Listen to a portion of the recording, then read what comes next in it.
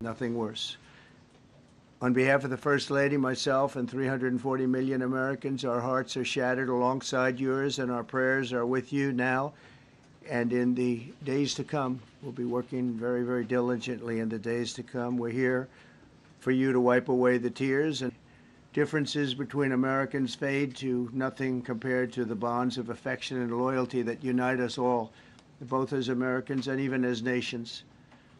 We are one family, and today we are all heartbroken. We're all searching for answers. That icy, icy Potomac, we're all overcome with the grief for many who have so tragically perished. We'll know the knowledge that their journey ended not in the cold waters of the Potomac, but in the warm embrace of a loving God. We do not know what led to this crash, but we have some very strong opinions and ideas, and I think we'll probably state those opinions now, because over the years I've watched as things like this. We have some pretty good ideas, but we'll find out how this disaster occurred, and we'll ensure that nothing like this ever happens again.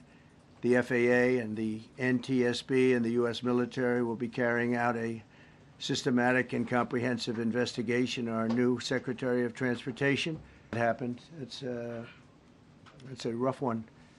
We'll be working tirelessly. He's a great gentleman. The whole group these are great people, and they are working tirelessly to figure out exactly what happened. We will state certain opinions, however. I'm also immediately appointing an acting commissioner to the FAA, Christopher Rocheleau, a 22-year veteran of the agency, highly respected. Christopher, thank you very much. Appreciate it. We must have only the highest standards for those who work in our aviation system. I changed the Obama standards from very mediocre at best to extraordinary. You remember that. Only the highest aptitude, they have to be the highest intellect and psychologically superior people, were allowed to qualify for air traffic controllers. That was not so prior to getting there. When I arrived in 2016, I made that change very early on because I always felt this was a job that, and other jobs too, but this was a job that had to be superior intelligence, and we didn't really have that, and we had it. And then when I left office and Biden took over, he changed them back to lower than ever before.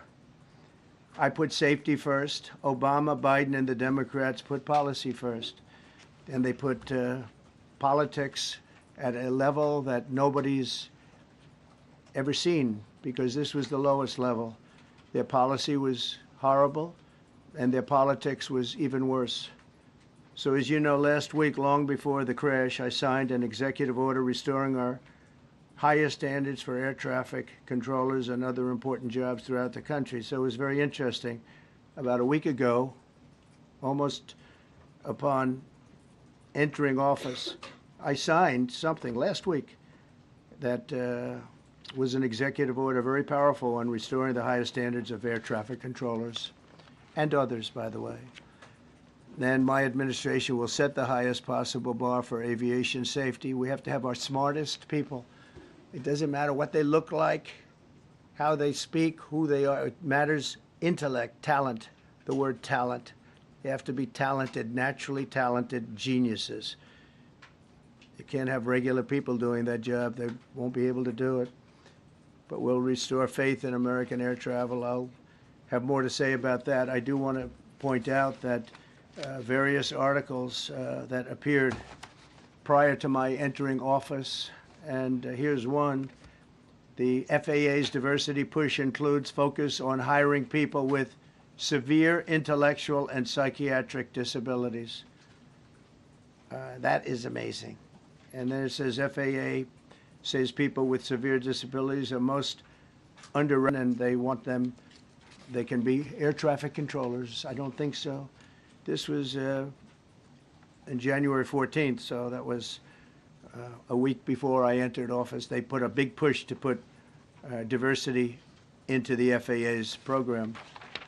Then another article, the Federal Aviation Administration, this was before I got to office, recently, second term.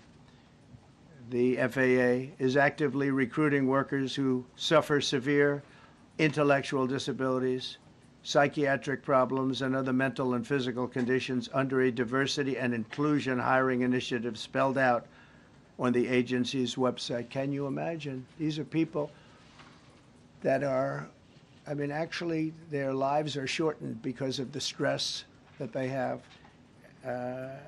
Brilliant people have to be in those positions, and their lives are actually shortened, very substantially shortened, because of the stress, where you have many, many planes coming into one target, and you need a very special talent and a very special genius to be able to do it. Targeted disabilities are those disabilities that the federal government website states. They include hearing, vision, missing extremities, partial paralysis, complete paralysis, epilepsy, severe intellectual disability, psychiatric disability, and dwarfism all qualify for the position of a controller of airplanes. A little dot on the map, a little runway. The initiative is part of the FAA's Diversity and Inclusion Hiring Plan. Think of that. The initiative is part of the FAA's Diversity and Inclusion Hiring Plan, which says diversity is integral to achieving FAA's mission of ensuring safe and efficient travel. I don't think so. I think it's just the opposite. The FAA website shows that the agency's guidance on diversity hiring were last updated on March 23rd of 22. They wanted to make it even more so. And then I came in, and I assume maybe this is the reason. The FAA, which is overseen by Secretary Pete Buttigieg, a real winner. That guy's a real winner. Do you know how badly everything's run since he's run this Department of Transportation? He's a disaster. He was a disaster as a mayor. He ran his city into the ground, and he's a disaster now. He's just got a good line of bullshit. The Department of Transportation, his government agency charged with regulating civil aviation. Well, he runs it, 45,000 people, and he's run it right into the ground with his diversity. So I had to say that it's terrible. Then it's a group within the FAA, another story, determined that the workforce was too white, that they had concerted efforts to get the administration to change that and to change it immediately. This was in the Obama administration just prior to my getting there. And we took care of African Americans, Hispanic Americans. We took care of everybody at levels that nobody's ever seen before. It's one of the reasons I won. But they actually came out with a directive, too white. And we want the people that are competent. But now we mourn and we pray, and would like to ask all Americans to join me in a moment of silence as we ask God to watch over those who have lost their lives and bring comfort to the loved ones. And I just want to say God bless everyone in this room. This has been a terrible, very short period of time. We'll get to the bottom of it. So we all saw the same thing. We've seen it many times. I've had the honor of hearing tapes. Tapes are scary, very scary tapes. You had American Airlines. He was doing everything right. He was on track. He was the same track as everybody else. They came in. It's probably the same track as they've had for 25 years or more. He's coming in the path. And for some reason, he had a helicopter that was at the same height, obviously when they hit, but pretty much the same height, and going at an angle that was unbelievably bad. When the air traffic controller said, "Do you see?" He was talking about, "Do you see him?" But there was very little time left when that was stated. And then also he said, "Follow him in." And then almost immediately after that, seconds after that, there was the crash that took place. Well, you follow him in, that means like everything's fine. Follow him in. You had a pilot problem from the standpoint of the helicopter. I mean, because it was visual. It was a very clear night. It was cold but clear, and clear as you could be. The American Airlines plane had lights blazing. They had all of their landing lights on. I could see it from the Kennedy Center tape. We had a tape up on the Kennedy Center. That seems to be the primary. Thus far, I'm sure we'll see other tapes because it's such an area where there are a lot of cameras looking up into the air, into space. So we'll probably see many other shots of it before too much time goes by. But we had a situation where you had a helicopter that had the ability to stop. I have helicopters. You can stop a helicopter very quickly. It had the ability to go up or down. It had the ability to turn. And the turn it made was not the correct turn, obviously. It did somewhat the opposite of what it was told. We don't know that that would have been the difference because the timing was so tight. It was so little. There was so little time to think. But what you did have is you had vision. The helicopter had vision of the plane because you had vision of it all the way, perfect vision of it all the way from at Kennedy Center where the tape was taken. And for some reason, there weren't adjustments made. Again, you could have slowed down the helicopter substantially. You could have stopped the helicopter. You could have gone up. You could have gone down. You could have gone straight up, straight down. You could have turned. You could have done a million different maneuvers. For some reason, it just kept going and then made a slight turn at the very end, and by that time it was too late. They shouldn't have been at the same height, because if it was at the same height, you could have gone under it or over it, and nobody realized, or they didn't say that it's at the same height. At the same height, still wouldn't have been great, but you would have missed it by quite a bit. Could have been 1,000 feet higher. It could have been 200 feet lower. But it was exactly at the same height, and somebody should have been able to point that out. So all of this is going to be studied, but it just seems to me, from a couple of words that I like to use, the words common sense, some really bad things happened, and some things happened that shouldn't have happened. So you had a helicopter going in an identical direction. You had a helicopter that was going in essentially the opposite direction. You had a plane that was following a track, which is a track that every other plane followed. And I don't imagine, I know I've heard today that they might have been following the preceding plane, which was pretty close, but not that close, the preceding plane. But you wouldn't have even been able to see that because of the direction that the helicopter was coming in at. So you had a confluence of bad decisions that were made. And you have people that lost their lives, violently lost their lives. Transportation, to say a few words, Sean Duffy, great gentleman, just started. It's not your fault, and I know you agree with me very strongly on intellect and even psychological well-being of the air traffic control. It's such an important position, and I think I can't emphasize stronger. I changed it when I first ran in 2016. I changed it. We had the highest standard that you could have. And then they changed it back. That was Biden, to a standard I read it to you. That was from one of your papers. One of the people in this room actually wrote that. And then I changed it back a few days ago. And unfortunately, that was, we'll see. We don't know that necessarily, at what point do you stop? At what point do you say, wow, that plane's getting a little bit close? So this is a tragedy that should not have happened. Please, sir. Thank you, Mr. President. And I would just note the President's leadership has been remarkable during this crisis. We have had that kind of cooperation. It begins with the leadership in this body. So thank you for that, Mr. President. You make our jobs a lot easier. You made an important point that when we deal with safety, we can only accept the best and the brightest in positions of safety that impact the lives of our loved ones, our family members.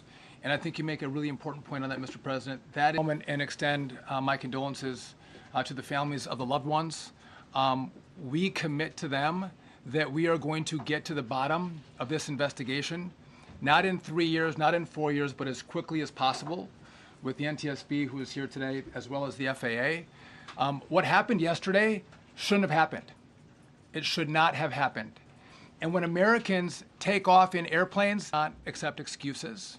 We will not accept passing the buck. We are going to take responsibility at the Department of Transportation and the FAA to make sure we have the reforms that have been dictated by President Trump in place to make sure that these mistakes do not happen again. And again, I want to thank Place to Move. Thank you. Pete, would you like to say something?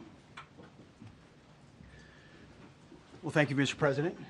Again, I want to echo what the Transportation Secretary said about your leadership. From the moment we found out about this, we were in contact with the White House trying to determine exactly what happened. I would echo it as well. No excuses. We're going to get to the bottom of this.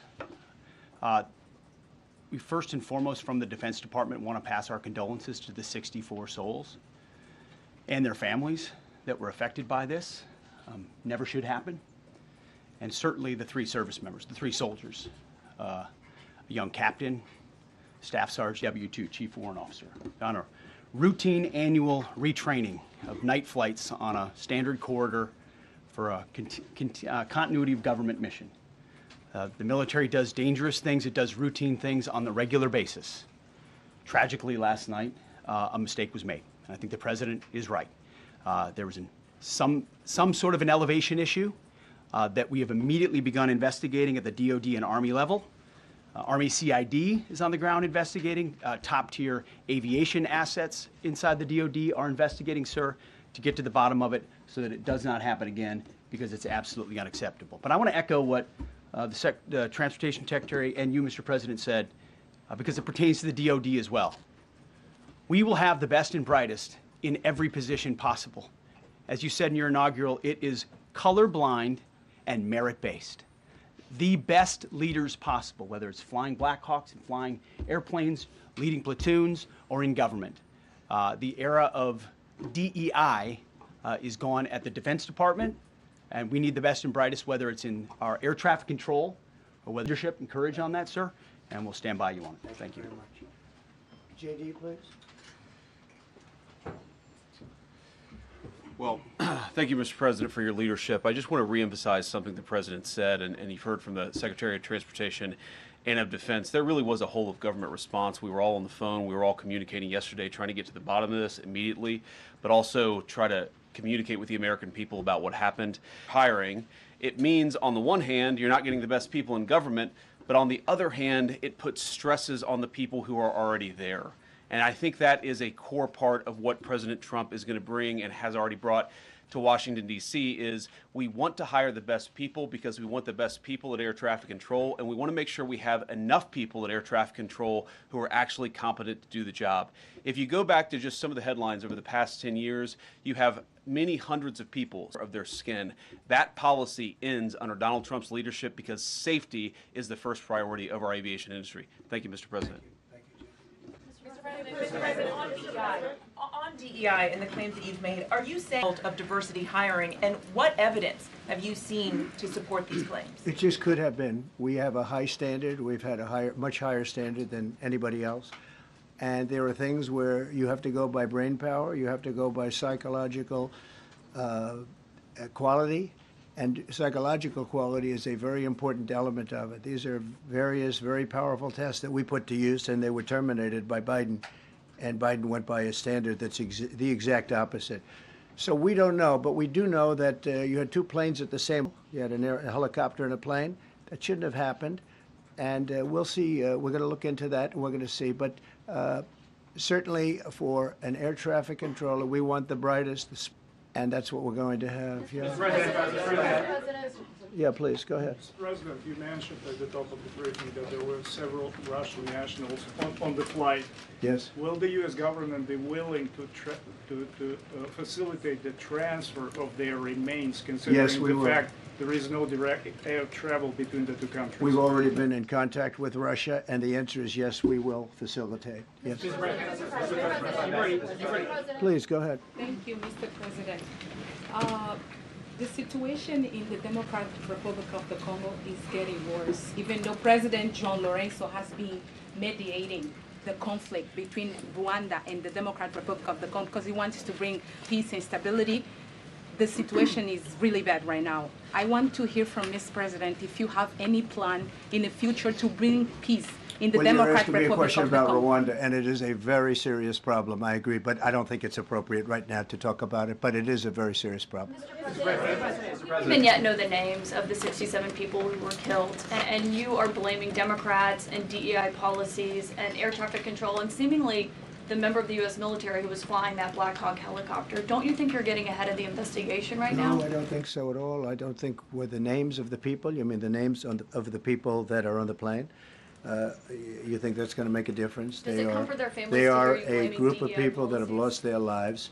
If you want a list of the names, we can give you that. We'll be giving that very soon. We're in coordination with American Airlines. We're in coordination very strongly, obviously, with the military. But I think that's not a very smart question. But are you I'm blaming- surprised coming from Are you. you blaming air traffic? Please. Thank you. Please. Thank you, President Trump. Thank you for being here. Based on your analysis so far, do you have a sense of who is at fault, if it was the plane, the helicopter, air traffic control, and can you assure people that it is safe to fly in and out of D.C.? Well, I've given you the analysis, and the analysis was it was based on vision. You had a lot of people that saw what was happening. You had some people that knew what was happening. There was some warnings, but the warnings were given very, very late. You know, those warnings were given very late. It was almost as they were given. A few seconds later, there was the crash. It should have been brought up earlier. But the people in the helicopter should have seen where they were going. I can't imagine people with 20/20 vision not seeing, you know, what's happening up there. Again, they shouldn't have been at the same height. You're going in reverse directions or sideways directions. Obviously, you want to be at different heights. I see it all the time when I'm flying. You have planes going in the opposite. They're always lower, we're higher, or so if somehow there's a screw up, there's not going to be a tragedy. It'll be close, but you know, there's never going to be a tragedy if you're at a different elevation. For whatever reason, they were at the same elevation. And also, from the American Airlines standard, he's along the track that every plane is along. You say, what was a helicopter doing in that track? It's very sad.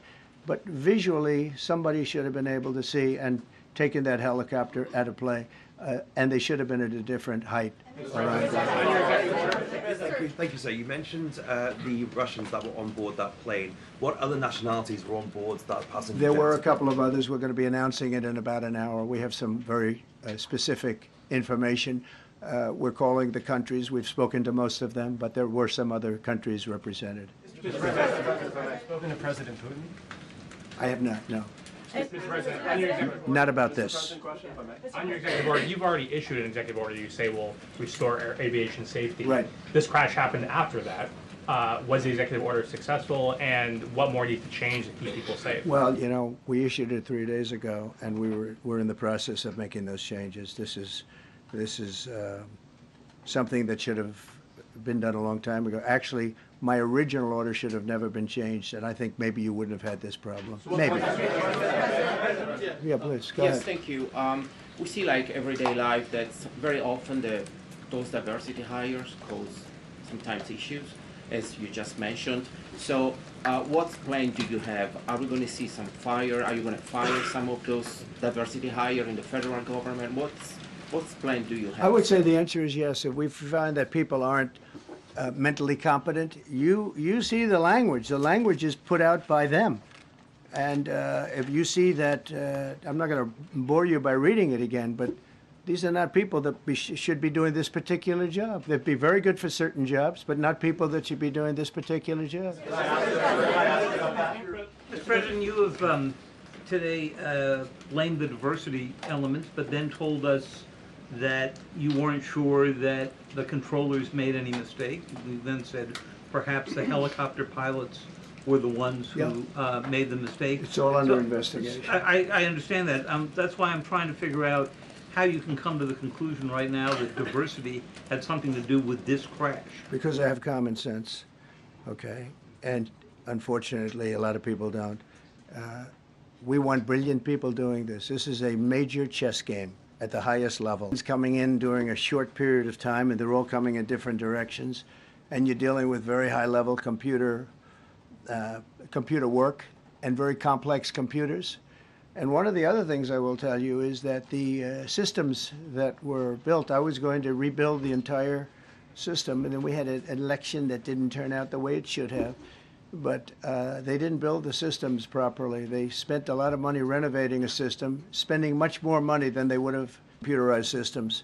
There are certain companies that do a very good job. They didn't use those companies. They use companies. I think it's very important to understand that for some jobs, and not only this, but air traffic controllers, they have to be at the highest level of genius. Okay. I want to ask you about the ice skaters in a moment because the U.S. Ice Skating Community was affected. But first, if I can, the cited FAA text that you read is real, but the implication that this policy is new or that it stems from efforts that began under President Biden or the Transportation Secretary Pete Buttigieg is demonstrably false. It's been on the FAA's Who said website. That, you? No, it's on the website, the FAA's website. It was there in 2013. It was there for the Take entirety. a look, what I read. It was there for the entirety of your administration Nice and too. easy. So my question is, why didn't you change the policy during your first I administration? did change it. I changed the Obama policy, and we had a very good policy. And then Biden came in, and he changed it. And then when I came in 3 days ago, I signed a new order bringing it to the highest level of intelligence. Okay. It was on the website. Please. Quiet. Thank you, Mr. Welcome back to the. I'm sorry. You mentioned that a vision was probably the problem that was at issue in this crash. There's been some reports that one of the pilots in the helicopter may have been using night vision equipment. Was there any I heard indication? that. We don't know. We're going to know that pretty soon. It may change your viewplane if you do have the night vision. So it's very possible that could have happened. That would be maybe a reason why you wouldn't actually see as well as on a clear night. You can see sometimes better without it. Have a couple of more. Mr. President, is it helpful to have your Secretary of Transportation confirmed, and does this intensify your interest in getting other nominees confirmed quickly? Go to what? Is it helpful to have your Secretary of Transportation confirmed, and does this intensify your interest in getting other nominees confirmed quickly as well? Well, sure. We want fast confirmations, and the Democrats, as you know, are doing everything they can to delay them. They've taken too long. We're struggling to get, them out faster. We want them out faster. It's a good question, actually. We've been pushing Sean. Everyone knows Sean for a long time. He got many, many Democrat votes, but they want to take as long as they can. They ask questions like some of the questions that Peter would ask that were totally irrelevant and not very good questions, but they want to just keep it going. They want to keep it going as long as possible. I was very honored, actually, that you got so many Democrat votes. That was really good. That was really good. When I apply to meet with the families, and second question, is it your impression that military training that was done during that time? The what? The training that No, these are the things that will come up with the investigation. You don't know, but the helicopter obviously was in the wrong place at the wrong time, and a tragedy occurred. Please. Thank you, Mr. President. I've got a question about the. No, go ahead, please. Thank you, Mr. President. You've been critical of the current regulations, and you've called for big reforms at FAA. I'm curious, sir, I made the reforms, actually. What is your message? 3 days ago, I made them. Yes, sir. What is your message then to the American public in the weeks and months ahead? Should they feel hesitant to fly? And if you could clarify perhaps something that the Defense Secretary said when he said that this helicopter was on a continuity of government mission? I don't know what that practicing, and they were, and that's something that should be done. It's only continuity in the sense that we want to have very good people, and that has to be in continuity, and that's what they refer to. But it was basically practice, and it was a practice that worked out very, very badly. Okay? On